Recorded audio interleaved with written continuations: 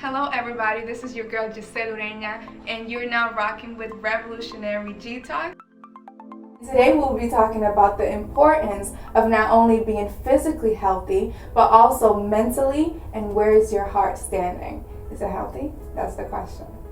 Today we'll be hearing about our fellow friend here, Stanley. How you doing? I was trying to stop it. Tell me about you. I know that you were in our first episode, but introduce yourself. Well, Stanley Porter, personal trainer.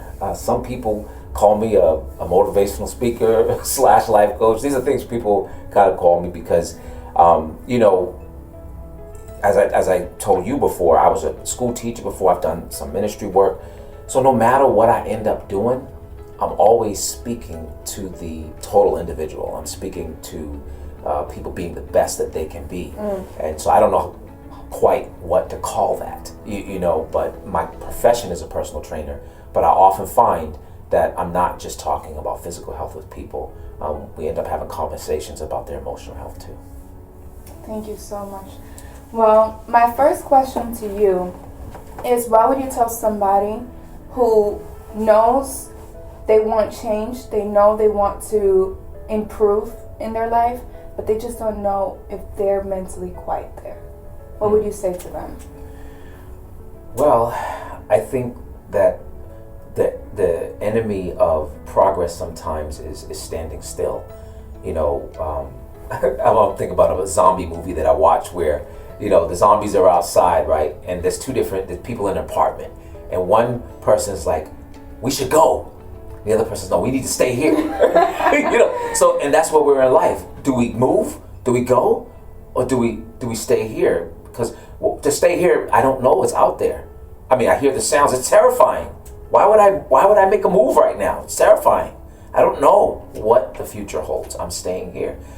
I think it was World War Z. Because I think it was Brad Pitt who said, movement is life. If we stay here, we dead. You know what I mean? But if we move, we have a better chance of living. And so when someone says, I don't feel like I am mentally ready, I don't feel like I am ready for it, I know I need it. Well, movement is life. We've got to take a step. So what we have to do when people are expressing that maybe there's something holding them back emotionally, we often have to find what is the best first step for that person. Because the first step for one individual may not be a good first step for another. The bottom line is we all need to take a step because movement truly is life. And some people, they take the movement as life to a whole nother level, so it's like they don't feel like they're living unless they're doing something. So there's lots of us that actually cram our schedule with things, right? So sometimes it's fitness, we're working out constantly, we're always in the gym, body looks great, right? But for some people, that's an unhealthy thing because they're actually escaping. I've been there because I've been through some pretty traumatic stuff in my personal life recently, and I realized that there were some benefits where I threw myself into fitness. There were some benefits, and there was some temporary stress relief because one of the aspects of relieving yourself of stress is to find a different focal point. Sometimes stress will come on you like a big gorilla and crush you if you continue to focus on the thing that's stressing you out. So sometimes having a shift of focus, even if it's walking outside, even if it's putting on some music that you like, for those 5 minutes, I'm not looking at that thing that's stressing me out. It's not occupying my mental space. And that gives your body and mind a chance to reorient itself, right? So you might think, there's some people I already know probably listening to this, well, that's just a drop in the bucket. That's not going to do anything. I still got to go back. Well, listen, if it's different from what you're doing now, try it. Because I tell clients all the time, even with physical fitness, think about it. You are where you are because of what you've been doing. Often we try to not justify where we are, but we look at what we've been doing. Well, I've done this, I've done that. Well, guess what? Then you got to do something different because all the stuff you just telling me you did, it got you right where you are. And that's not a criticism, but it's reality. So let's stop talking about everything that you did and let's do something different. So for somebody listening, maybe learning to take a walk outside for 5 minutes and walk, you know what? And not try to be right in the argument, right? Because sometimes that's the tension. I don't want to look like I lost. So we're going to fight this thing out. No, maybe you should try something different. You know what? You got that. and walk out for 5 minutes? I'll give my experience. Yeah. I go to college. I'm a full-time student. Yeah. I double major. I'm a computer science major and a business major. Both very competitive and rigorous.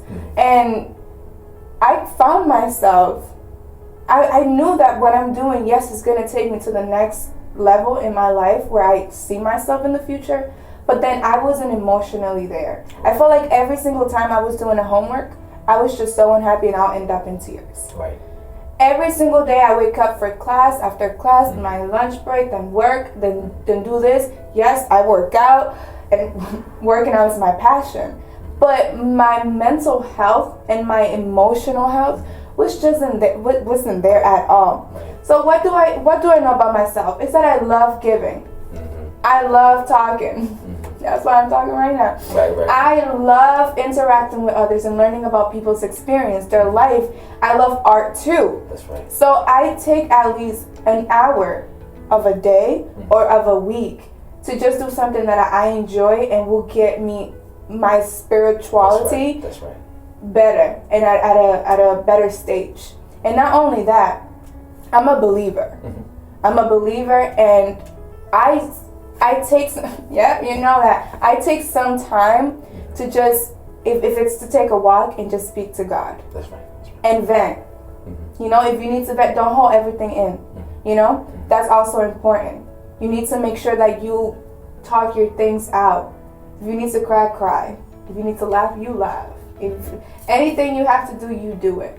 So just knowing and accepting that, okay, yes, I have to do the things that are on my schedule, but hold on, I'm not a robot. I need to make sure that I'm mentally okay and not physically, but emotionally okay. So yeah. No, I mean this is perfect. I mean, because again, I think what you're describing it and what I think is connecting to some things that I'm saying is just finding. Sometimes we have to shift the focus, right? And there are times in our lives where the thing that we did to save us becomes the thing that entraps us. Now that let me say that again. Sometimes the things that we did to save us can eventually become the thing that entraps us. So I'll give you an example. So a person who has been hurt, experienced some kind of abuse, and so there's a break in the relationships. And so what they do to save themselves is they distance themselves. And they don't let anybody in. Their guard is here. Right. Now, but that's a coping mechanism. And sometimes, I mean, really, that's a healthy thing. Sometimes you got to walk away from certain people types, and sometimes that's a good thing. But now you become an expert at it, right? The more you do it, and then what happens in that situation is you actually build a wall around yourself, and you disconnect. And the focus is not necessarily on healing the part of you that was broken. The focus is on avoiding the pain. Those are two different things. So let me say that again. Sometimes we develop these habits where we are avoiding the pain. And you need to do that. Why would you sit and keep getting stabbed or hurt? Why would you do that? But at some point in our life, we have to focus on healing what was broken, because that is our truest self. There was a piece of us that got taken, and we need to reclaim that back. And that's where, people who are like just incessantly working out and being physically focused on all the dietary things, for whatever reason, there might have been a good reason why they started. But along the way, we have to ask ourselves, is there a piece of us that we've lost, that we haven't reclaimed? Is this lifestyle now, am I obsessing now? Is this now an obsession? Because at that point, it becomes unhealthy. Right? And, exactly. That actually makes me think of the importance of the season of singleness. The season of, you can be in a relationship, but you can still embrace the season of singleness. Yeah. Singleness means just, that's tough, but we got to do just it. you. Exactly. Yeah. Even when you're in a relationship, you need to know that your partner needs their privacy. They need their time. That's right. Yeah. You know? And if you're not in a relationship or not, just embracing some time for yourself. Right. And see, okay, where do I stand right now?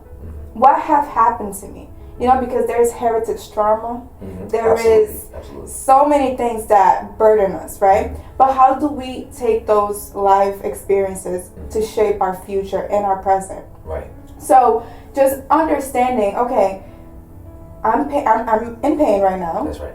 Yeah. I'm hurt. Yeah. I'm not happy. Mm-hmm. And then when you acknowledge those things, then you say, okay, what do I do next? Yeah. Where do I go for help? Yeah. Who do I talk to? That's right. What can I do to help myself? Mm-hmm. So just having some again, I keep saying that reflection, just self-reflection. You want to know where you stand, man. Like it's important. Everything. Sometimes we're so selfless that we're so stuck in our job. Yeah. We're so stuck in our family, right. our kids. I don't have kids, but like you're so stuck in giving and paying attention to other things that you forget about yourself. Right. And then that's where you go in avoiding everything else. You're avoiding yourself. You're avoiding your pain. Right. You're avoiding the things that hurt you and affect you. That's the key. And you need to again heal. Heal is very important. It's a process. So please don't think this is something that happens from one day to another. If we talk about a drug addict, the drug addict doesn't just leave the drug the next day. They have to get lesser portions and stuff like that. It's a process. It's a process to be cleansed and renewed, rebirth. Yeah. And going on the heels of that comment, we have to free ourselves from unrealistic expectations. Because how many people think... more. Right, because so many people think, and I was rereading some things before, we came to do this interview, and some people that I've, followed, some psychologists or whatever, I said, let me see what their latest writings have been. And I saw this one thing, what's this, is the danger of comparing yourself to other people. It was like on social media, and so it's about freeing yourself from these, it says social media, that's usually the highlight reels of people's lives. And so we're looking at highlight reels, and we're comparing it to our lives that are chaotic and all out of shape and whatever. So actually constantly looking at everyone else's highlights can be depressing. Because we're striving for this, so we have unrealistic. So we have a culture now of having unrealistic expectations for what we can do. And so when you talk about whatever change we're trying to make in our life, like you said, the drug addict doesn't just, it's not cold for most people. It's just not cold turkey. The next day I'm not taking the drugs. I mean, there's a process. And so a lot of us aren't aware of the process. But you also said something, you were bringing up some good points about being connected. I think if anybody's struggling in terms of their emotional health, I think being connected is important.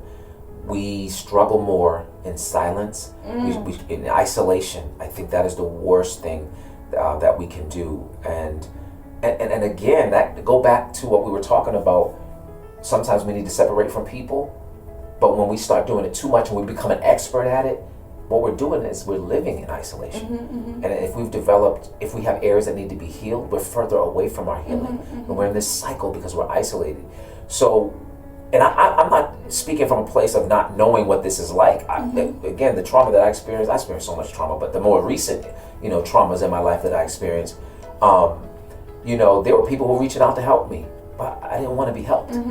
Like, that's very real. I mean, and you're often the helper, right? Yeah. You're often the helper. You're often the one giving a hand. And then when it's time to take a hand, you're like, I don't know how to do that. Right, exactly. I'm the provider. I'm the one who's always giving. How do I take a hand from somebody? No, that's not me. And that's so wrong. That's so wrong. And I feel guilty because I'm like that. We do it. And so there's another lesson too, is to be patient, because I eventually took the help. So part of the thing we get into that's emotionally healthy is we keep reviewing, dang, I know I should have made that. Why don't I make the phone call all the time? Oh man, and so we go deeper and deeper because it's like, I know people are trying to help me, but I don't want to. What's wrong with me?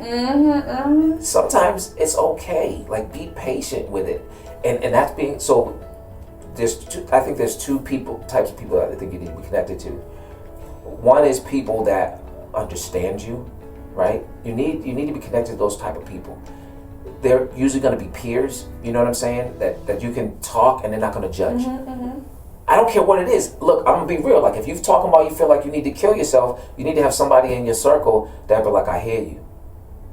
You see, because sometimes jumping to give people solutions all the time, it's like if a room is dark and you just all of a sudden take off the shades and the light is well, the first thing somebody's gonna do is this. They don't know how to like really process all that because you're shocking me out. I'm not trying to say we shouldn't do that. Sometimes it works for some people, but I've seen it more often than not because sometimes people just need to be heard.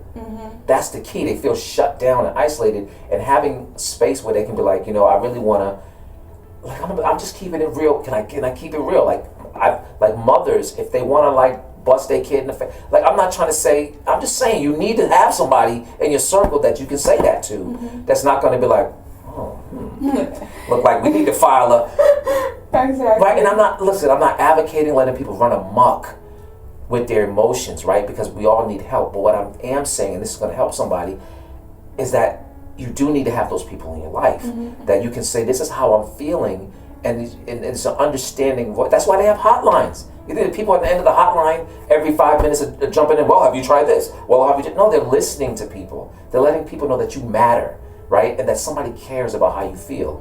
And it's okay to just talk, because I found that the answers are generally inside of us. They're just buried under a bunch of junk. So when you can talk and people can listen, what's happening is that's like them taking coats You're off. revealing, And then all of a sudden, the answer that's been inside of you, all of a sudden now that becomes the main event. And you're like, I can no longer ignore that voice. And that's why we need those patient people who say, hey man, I was just checking on with you. I had a brother like that, man, I'm just checking in with you. I know you don't be calling nobody back, but I knew he was just, playing with me. But he said, man, I love you, man. So I just want to check in with you to see, and eventually, because he was patient and he was consistent, all of that covering off of my issues, there came a point where I could no longer ignore the truth that was inside of me, which was, you need to go out and get help. But you also need those people, and I think this brother was a mix of the two people. You need the people that challenge you. You can't be surrounded by yes people all the time. You can't, and this is why sometimes you need somebody to partner with, because we could say all this on this video, but a person will walk away and say, well, how do I apply this? And that's why you need somebody who can walk you through the steps, because it's like Googling, diet tips and stuff, and not knowing if this is really right for me. Is doing a keto diet right for me? Is intermittent fasting right for me? I mean, everybody's doing it, but what should I do? And this is why we need to reach out. If you have life coaches, counselors, don't be afraid. Therapy, pastors, if you trust, pastors at a church, or leaders. It doesn't even have to be a leader like that. It could be somebody who's a mentor. You know what I mean? Because those people will help guide you through the process. Because these podcasts are great because we expose a lot of things, but now people have to deal with, they didn't say like a ton of different things. Well, where do I go from here? Connect with somebody who can help you figure out what to do next. You can connect with us. That's right. You can definitely reach out to us anytime, any right. question, and I will be more than happy to answer. That's right. Absolutely. I'm always open to talk about my experiences. That's right. Always open to say, look, I've done this, but look where I am today. That's right. Everybody has a past, but it's about how you let your past dictate. That's right. How you're gonna shape yourself and shape your future. Thank you so much. That was very powerful. Yeah. I mean, do I have the time to look for a couple of excerpts in me? Because something came up. This is all you. I mean, feel free to keep talking while I'm looking for this thing. But No, it was something about forgiveness that I wanted to. Oh, that's a good one. Read. Forgiveness. Because so much of the trauma that we're dealing with emotionally has to do with pain. Like, we've been hurt by somebody before. Somebody let us down, disappointed. Whatever you want to call it, it's hurt. Whether we've been disappointed, neglected, abused. Bottom line is pain. It's pain. You're hurt. And that gives birth to a whole bunch of behaviors. Exactly. That actually takes me to the point of forgiving, right? Forgiving yourself. It's important that you're not the person you was yesterday. You're not the person you're going to be tomorrow. You need to understand that it's important to just let things go. Okay, I've done that, but I'm going to take that as a lesson. How can that just make me a better person? Okay, I messed up. I should have never, let me take the example of, I should have never went out to eat instead of studying for the exam. Now I failed the exam. But then now you're just so rude to yourself, and you're so stuck in the F that you got. No. Just now make a better decision, a wiser decision then. So then you can be at a better stage and you can be proud of yourself. Let's say somebody hurt you. Then you need to understand that everything is going to be taken care of. You just forgive. That's right. And you truly forgive. Don't just say that you're forgiving, but yet you're still holding grudges and you're still stuck in, oh, but you did this to me. 10 years passed and you're still reminding the person, you remember when you did this to me? That's not forgiving. Yeah. You know, you want to make sure that you forgive the person, you forgive whatever happened, and move on. Because that's going to do you so much better. That's going to do you so good. Your heart is going to be so released. I was so stuck in my past. If I tell you the truth, if I'm honest, I was so stuck in the things that I've done in the past, and I'm like, oh, I'm a terrible person. Yeah, I'm giving and I'm doing all these things, community service, and I'm doing mentorship, and I'm in college, and I'm doing so good, but yeah, I'm just so unhappy, and it was because I was not forgiving myself. I was so stuck in, just so you remember, you did this now. Everything you're doing doesn't make it up, and that's not true. That's terrible. So yeah, I really agree with you. Forgiving yourself is a key. And forgiveness is part of forgiving breaking others. Either way, it's part of breaking the cycle, that we're in. And I can't find it in the book right now, but it's okay. I remember the point of it was that when someone hurts us, they took something from us, right? That's what it is. You took something that was mine, whether it was my trust or whether my sense of stability. I don't care what it might not have been something intentional. It could have been parents getting divorced, and all of a sudden I had stability, and you guys took that, or whichever parent the kid is looking at, you took it from me. You know what I mean? Somebody took something valuable from you, and you felt violated. Forgiveness is the process of saying, you don't owe me for that anymore. You understand what I'm saying? So when we haven't forgiven, it's almost like you're always walking around looking for that, to collect on that debt, right? And maybe it might not be the person that hurt you, because if you took something from me, money or something, just imagine this scenario, I'm looking for that money back. Now guess what? If I can't find you, I'm going to try to collect it through somebody else. So I'm always looking for that debt to be repaid. I didn't get this, so I deserve. How many times? Well, I deserve. I deserve because I didn't have. And that is very pervasive. And so when you forgive, you actually say, you know what? You wipe that debt clean. And now you're not going around and peep this. When you go around trying to collect debts, you are operating from a victim standpoint, right? But when you're able to wipe a debt clean, you're operating from a lender standpoint. Whether you know what I'm saying? If you're operating from a borrower standpoint, like I'm always at a disadvantage and I need that back. I need that. That's your theme to your life. I need that. Here's the musician. I need that. That's your soundtrack. I need that. But when you begin to forgive, now all of a sudden you're like, I got this. I got this. Like I don't need that anymore. Imagine how much powerful that is. You know what? I'm cool. It's cool. I don't even need that no more. I'm good. And that just changes everything. And again, we're not trying to say this is easy. But it's still important that we can talk about this joyfully, because people need to know that it's possible. And people need to know how good it feels, right? We can't hide the fact that it feels good to move on. It's like a person, going back to real quick, because the reason I talk a lot about weight is not just being physical, it's emotional and spiritual as well. So if you take the idea of if you needed to lose 50 pounds and you lost 10 pounds, often we'll ask people, well, how do you feel, right? Often the first responses are, well, I can sleep better now, right? I feel like I can move around a little bit more. I can't fit this outfit yet, but I do realize I'm getting a little looser. You see what I'm saying? Same thing with emotional weight. As we begin to let it go, we begin to realize I can do more. Great point. I can literally, I can sleep better. Literally, that will happen for some people. So true. I can sleep better.